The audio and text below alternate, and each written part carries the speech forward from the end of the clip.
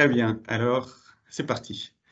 Donc, encore une fois, bonjour à tous. Pour ma part, c'est ma première présentation au CFML, donc je suis très content d'être de l'autre côté après plusieurs années à regarder et discuter sur des sujets techniques divers et variés. Donc, je remercie le CFMS de nous donner toujours cette possibilité.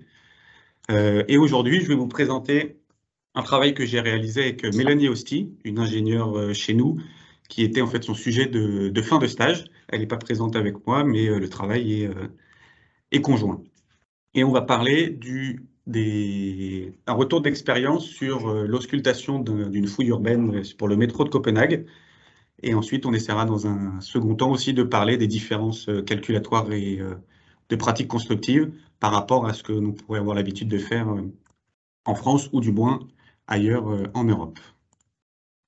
Donc, dans un premier temps, je vais essayer de vous présenter assez rapidement le projet, la fouille en question. Donc, c'est une station de métro.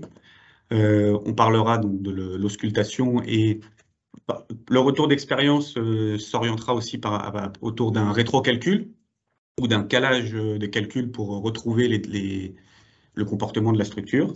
Et enfin, la cinquième partie, donc qui essaiera quand même de prendre bien au moins 5 minutes sur cette partie pour parler des différences de dimensionnement et de pratiques constructives auxquelles nous avons dû faire face. Pour le projet, donc le projet en lui-même s'appelle Sydhaven. Alors je suis désolé, ça se prononce pas comme ça en danois, mais j'arrive pas à bien le dire. C'est le prolongement sud de la ligne 4 du métro de Copenhague, composé de 6 gares, 8 km de tunnels en bitume. Le groupement, c'est Vinci Construction avec Ortif, entreprise allemande. Et donc, de ces 6 stations, nous, dans la direction technique de Vinci Construction Grand Projet, nous en avons eu à dimensionner 2, aussi bien soutènement que structure interne, génie civil. Les études d'exécution ont été réalisées en 2018-2019. Les travaux ont démarré début 2019, termineront en 2023, mais pour la partie qui nous intéresse, à savoir les soutènements et les excavations au fond de fouille, c'était surtout 2019-2020. Et plus particulièrement, on va s'intéresser à la station qui s'appelle Slussholmen. Encore une fois, ne jugez pas mon danois. Qui est une station de, voilà, on reviendra après, mais 110 mètres de long, 25 mètres de profondeur par un peu plus de 20 mètres, pardon, 25 mètres de largeur pour un peu plus de 20 mètres de profondeur. Et le travail que je vous présente aujourd'hui, c'est aussi, il est possible parce que le chantier nous a donné accès à toutes les données d'auscultation qui ont été récoltées en continu pendant les phases de travaux. Donc, ils ne sont pas présents aujourd'hui, mais c'est aussi un travail, collaboratif de l'entreprise. D'un point de vue du dimensionnement, juste pour cadrer un petit peu ce qui a été fait, mais on y reviendra en dernière partie. Donc, on est au Danemark. Le Danemark utilise le dimensionnement à l'ELU avec le calcul en approche 3, différent des calculs que l'on peut faire nous en France pour des soutènements. On a ensuite quand même forcément réalisé des calculs avec l'ELS, donc avec un comportement caractéristique pour estimer les déformations, excusez-moi, il manque un S, et surtout donc, le comportement réel de la structure. Et un dernier point qui peut être important, c'est que tout le dimensionnement par des demandes clients a été réalisé aux éléments finis en 2D, donc en l'occurrence sous Plaxis. Ça, c'est pas une demande normative, c'était une demande du client. Ensuite, donc, commençons par le commencement, le contexte géotechnique. À Copenhague, c'est un contexte calcaire. Le calcaire est assez bien connu. En l'occurrence, nous, pour notre station, le calcaire est situé à peu près à partir des côtes -7, ce qui correspond à 9 mètres de profondeur. Et au-dessus, on a dans la partie qui est en vert uniquement un remblai. Pardon, la partie qui est en violette, c'est du remblai directement au-dessus du calcaire. On verra pourquoi ensuite on a ces 2 stratigraphies. Et sur l'autre moitié, on a un reliquat de till, donc de sol argileux moraine surconsolidé, qui n'ont pas été purgés avant qu'on vienne travailler. Encore une fois, comme on est à Copenhague, on est à côté du niveau de la mer, donc l'eau est quasiment affleurante, avec des niveaux autour de +1 pour un terrain naturel, autour de +2. Ensuite, important, enfin, on revoit sur l'image à droite, c'est intéressant de voir que la fouille fait donc 21 mètres, un peu plus de 21 mètres. On a un peu moins de la moitié qui est dans des sols superficiels, remblais et l'autre moitié qui est directement elle, dans le rocher, le calcaire, bryozoan limestone pour les puristes. D'un point de vue des paramètres, donc le calcaire est assez costaud. On l'a modélisé avec des lois Moore-Coulomb à partir d'analyses d'un critère équivalent Heukenbrand. Vous avez les paramètres en dessous. Et au-dessus, les paramètres de remblai sont plutôt assez faibles avec, donc on va dire un remblai de type tout venant, 0 kPa, 30 degrés, et un module assez faible de 8 MP1. Nous sommes slide 5, parfait. Maintenant, avant de rentrer dans le vif du sujet, je vais vous remettre une vue en plan et une coupe de la station. Donc, le soutènement a été réalisé avec des pieux sécants de diamètre 1,20 m espacés de 800, si je ne dis pas de bêtises. On est sur une fouille à ciel ouvert avec tiranté, 3 niveaux de tirants en section centrale. Donc, on va avoir un phasage d'excavation à ciel ouvert.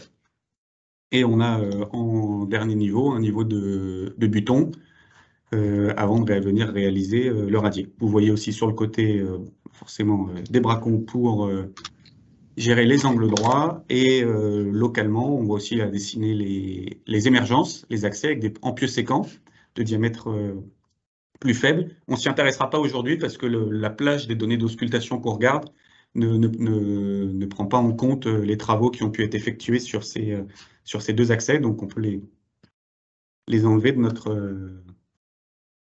notre connaissance de la station, on va dire. Là, si on illustre, on a une photo avec nos pieux sécants. Là, on est donc sur le tympan est, 2 niveaux de bracon. On voit le 3e niveau de buton qui est continu, lui, en bas, et nos 3 niveaux de tirants. Alors, vous voyez que les tirants n'ont pas de guerre, ils sont dans les pieux non armés. Bon, là, c'est un petit effet d'annonce, on en reparlera aussi un peu plus tard. Et là, je vous remets 2 vues un peu plus grosse maille de la station. Sur la vue de gauche, on voit qu'on est assez loin d'avoisinant. Forcément, ça va être important pour l'auscultation. On a néanmoins un quai en partie haute, mais peu sensible. Et là, à droite, une vue où on voit donc la station avec la fouille. Donc, on a tous les niveaux, tous les soutènements qui sont proposés, enfin qui sont installés, et on est en train de finir de ferrailler le radier pour amorcer le génie civil.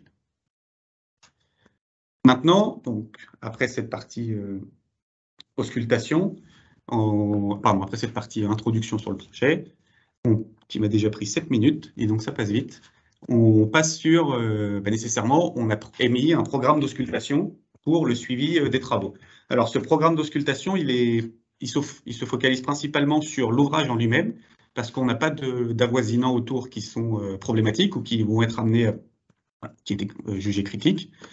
On a toute l'auscultation a été faite de manière automatique, que ce soit les inclinomètres, au nombre de 8, ce sont les points orange ici, qui ont été positionnés au niveau de chacune des sections type, que ce soit de par la géologie ou le soutènement. Et ensuite, on a 50% des butons, donc un buton sur 2 qui est instrumenté aussi avec des strain gauges, un tirant sur 10 qui a été lui aussi, qui ont été instrumentés. Et pour les données piézométriques, on a 2 piézos qui ne sont pas représentés, mais qui sont diamètres opposés de chaque côté de la garde pour vérifier les hypothèses de niveau d'eau et le pompage pendant les travaux. Donc, une fois qu'on a, à partir de cela, on va s'intéresser là, dans un premier temps, à quel a été le comportement des structures, que ce soit en déformation dans les inclinomètres ou en effort dans les butons. Je tiens à rappeler qu'on est dans un ouvrage qui s'est plutôt bien comporté. Donc, les ordres de grandeur ont été respectés. On n'a pas eu de sinistres ou de grosses frayeurs avec des comportements imprévus. Donc là, on est vraiment dans un retour d'expérience pour améliorer nos méthodes de calcul et non pas la recherche d'une cause ou vraiment d'un comportement ou d'un événement qu'on aurait raté. Là, sur ces courbes, vous allez avoir les déformations estimées et dans la partie, les cadres encadrés en vert, pardon, et les déformations mesurées encadrées en bleu pour les sections tirantées, donc la section centrale, et les sections butonnées, les sections d'angle, avec nécessairement un comportement différent, parce qu'on n'a pas le même niveau de support, et puis les tirants n'ont pas la même raideur et sont plus actifs. Donc là, on a l'ensemble des phases. Ce qui est intéressant, c'est qu'on va ensuite détailler phase par phase les différentes différences. On peut juste, dans un premier temps, voir que les ordres de grandeur des déformations maximales, entre 20 et 35 mm, sont à peu près respectés. Néanmoins, les courbes ont des formes un peu différentes. Les ventres ne sont pas forcément, ne sont pas exactement comme ce que nous avions prévu. À noter aussi que les inclinomètres qui sont en forage, donc dans les pieux, ne descendent pas, ne sont pas figés dans le sol. Donc on part du principe que ces données sont justes et validées. On a fait un travail de vérification, mais il y a forcément un petit peu une nuance qui pourrait apporter vis-à-vis des inclinomètres qui auraient pu être qui sont pas aussi propres que l'on aurait pu le souhaiter. D'un point de vue au niveau des écarts, on en a identifié deux. Le premier, c'est au niveau de la première phase d'excavation, donc lorsqu'on excave à peu près à moins 3 mètres, donc 5 mètres de terrain, on n'a aucun support, les pieux sont en porte-à-faux, et on voit que nous avions estimé 35 mm de déformation en tête, et on n'en a mesuré que 15. C'est ce que vous voyez ici sur la gauche. Donc ça, peu importe les sections, peu importe le type de butonnage, enfin de support. Ensuite, cet écart se réduit un petit peu. Alors, ça rend notre modèle un peu plus cohérent, mais c'est involontaire. Et on voit aussi que dans les excavations provisoires, ce que vous allez voir sur les trois graphes sur la gauche, en particulier celui de la phase 6, où on a installé le deuxième niveau de buton et on a excavé quasiment aux 2/3 de la station, on a un écart, on a des déplacements au niveau des fonds de fouille. Alors, déplacement, on parle là de 8 mm. Néanmoins, on n'a pas le même fichage des pieux au niveau des fonds de fouille successifs. On verra ensuite après comment on a pu traiter ces éléments. Pour les sections tirantées, alors forcément, on a le même écart au niveau de la première excavation, mais cet écart, au moment où on met en place notre tirant dans notre modèle de calcul et qu'on met la précontrainte, pas nécessairement comme on applique un effort, le modèle prévoyait un retour en arrière des pieux. Ce retour en arrière n'a pas été mesuré. Vous pouvez voir ici la courbe bleue, on a 12 mm, on a encore 12 mm. Mais comme on avait surestimé la déformation, puis prévu un retour en arrière, in fine, le modèle à cette phase-là est bon, mais c'est un petit peu parce que moins fois moins font plus, mais ce n'est pas volontaire. Et ça peut s'expliquer, c'est une erreur de prise en compte dans nos calculs, c'est que les tirants sont tout simplement mis en tension un par un, et non pas tous ensemble. Or, dans nos calculs en 2 dimensions, la mise en précontrainte c'est appliqué un effort de manière infinie sur tout le rideau. Donc, numériquement, c'est tout à fait normal que ça se passe, et dans la réalité, c'est tout à fait normal que ce retour en arrière ne soit pas mesuré. Ensuite, si on s'intéresse au buton, donc là, vous avez, pour une même section, les 3 niveaux de buton, entrée plein, les efforts mesurés, entrée continue, entrée discontinue, les efforts prévus. On voit que pour le niveau supérieur, on est assez proche de la prévision. Par contre, pour les niveaux moyens et inférieurs, on a une surestimation des efforts dans nos modèles de calcul, entre 20 et presque 100% de l'effort, de surestimation. Je ne vous montre pas les tirants parce que les tirants ayant été précontraints à quasiment 90% de leur charge de travail, nécessairement les écarts sont plus faibles parce que c'est l'homme qui est venu appliquer 90% de la charge de travail. Donc pour ces deux écarts principaux, on a dit, le premier, la déformation lors de la première phase d'excavation, a priori c'est qu'on a sûrement sous-estimé les paramètres du remblai en tête. Pour ça, quand on a fait un peu plus d'études là, dans le cadre de Surex, parce qu'on avait un peu plus de temps que pendant les phases d'exécution où le programme d'auscultation arrive un peu comme un cheveu sur la soupe au dernier moment, après avoir fait tout le dimensionnement en résistance, on s'est rendu compte que au droit du quai qu'on voyait tout à l'heure sur la photo principale, eh bien, le quai n'était pas dans la position actuelle il y a de ça 5 ans. Le client l'a décalé et a effectué un remblai de plutôt très bonne qualité, un remblai structurel sur quasiment la moitié de la station. Donc, on voit que les paramètres 8 MPa de module et 30 degrés d'angle de frottement couvraient forcément couvre pour le dimensionnement en résistance, mais n'étaient pas réalistes pour estimer le comportement réel du soutènement. Donc ça, c'était une information au final qu'on a pu aller chercher, mais a posteriori. Et ensuite, pour calibrer, on va vraiment parler d'un calage numérique, les déformations en fond de fouille successifs, il y a peut-être plein de raisons. Une des raisons, nous conseillons, c'est qu'il y a peut-être un endommagement, une altération du calcaire quand on va venir l'excaver au fur et à mesure.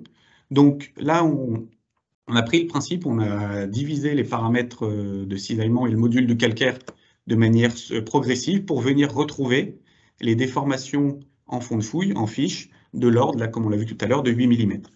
Donc à partir de ça, on a, avec ces deux éléments principaux, ces deux paramètres ou facteurs, comportements, on les appelle comme on veut, pu recaler nos modèles. Alors encore une fois, là, on dit recaler, c'est un grand mot, parce que quand on voit les deux courbes, les mesures et le calage, on a encore des différences, un petit peu de courbure, ou mais on retombe sur des déformations qui, face par face, sont plutôt proches à 5 mm l'une de l'autre, et non pas à 20 mm comme on pouvait l'avoir dans nos premières estimations.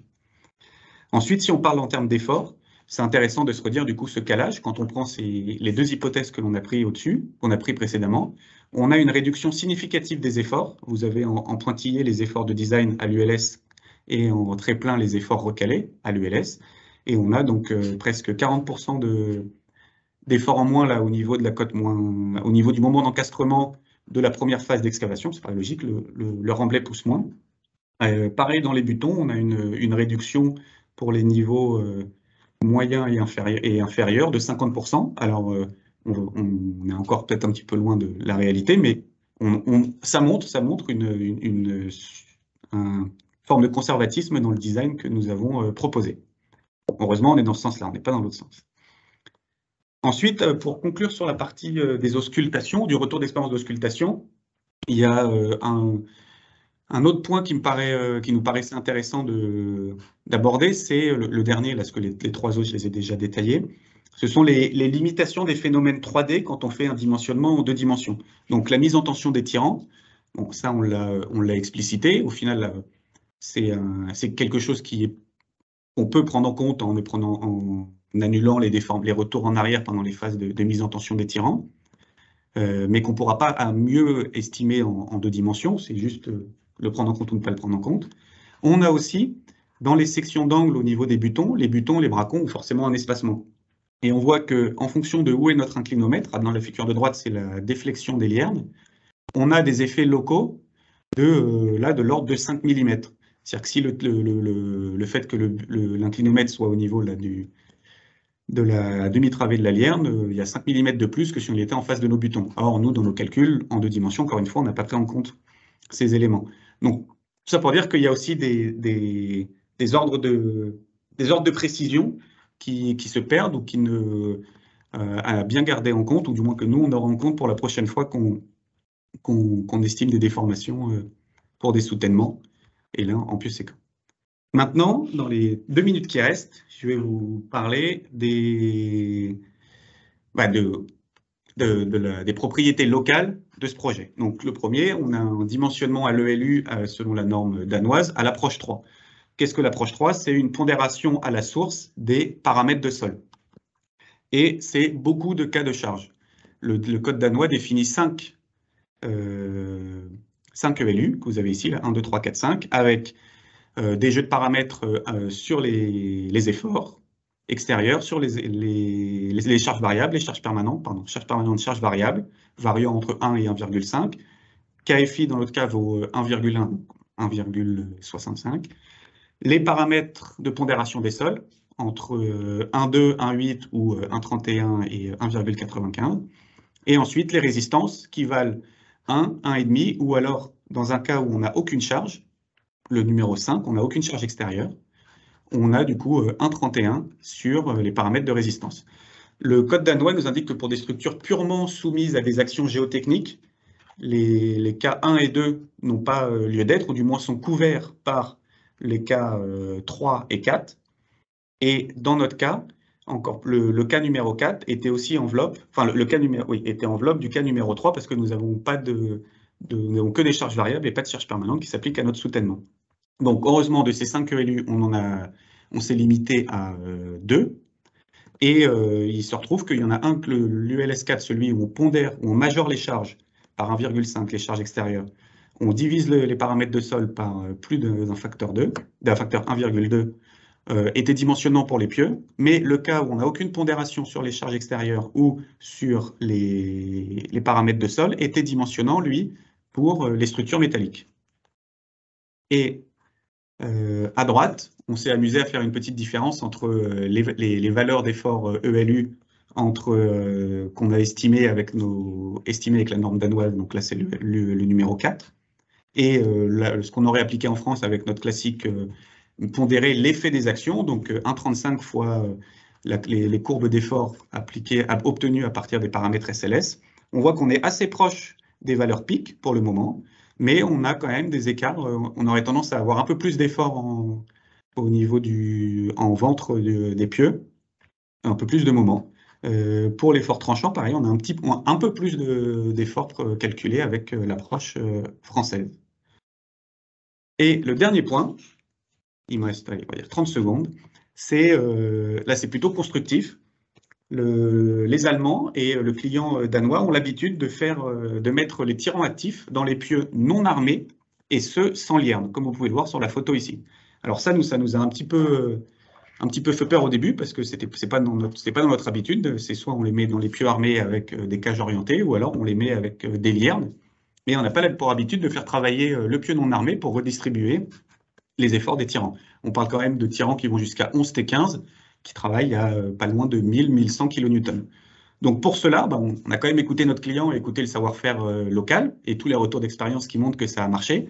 Néanmoins, on a dû mettre en place pas mal d'études en interne pour venir valider que, d'un point de vue risque, comme c'est la première fois qu'on le faisait, se convaincre qu'on avait bien des bielles et des tirants qui pouvaient se développer dans le béton non armé pour venir redistribuer les efforts dans les pieux armés à côté, même dans des cas où on avait des cas accidentels de perte de tirant.